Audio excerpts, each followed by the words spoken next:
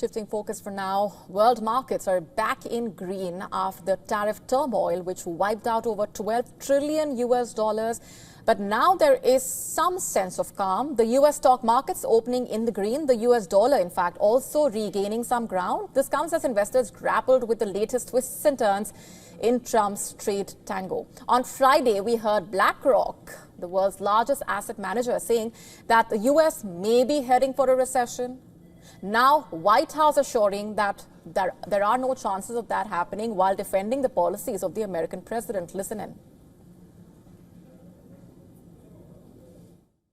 I think the equilibrium policies of the president are going to be very, very good for the country and for equities.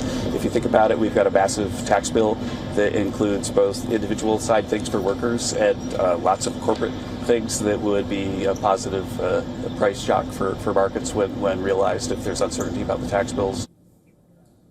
But the tariff drama is far from over. On Saturday, a U.S. Customs notice said that smartphones, computers, some other electronic devices would be excluded from the 125% tariff on goods entering the country from China.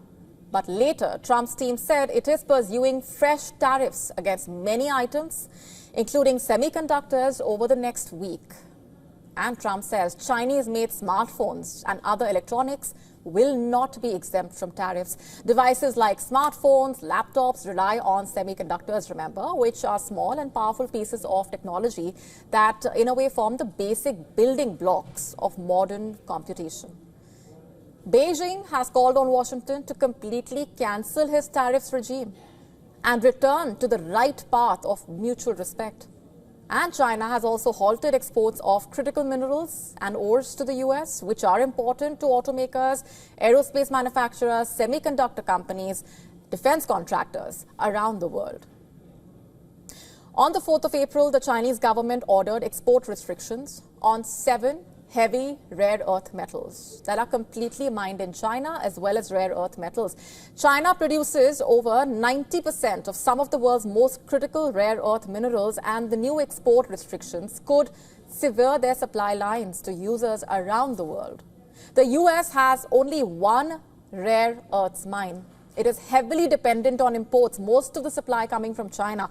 And according to reports, the Chinese government is drafting a new regulatory system for exports. And while the policies are being framed, the shipments of the magnets, almost everything ranging from cars to missiles, have been halted at many Chinese ports.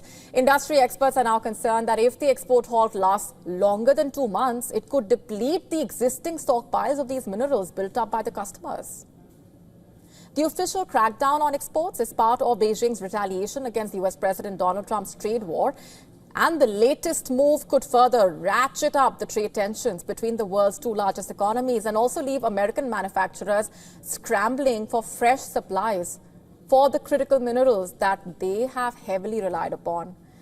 NVIDIA has said that it is working with partners to design and build factories that will manufacture AI supercomputers entirely in America for the first time.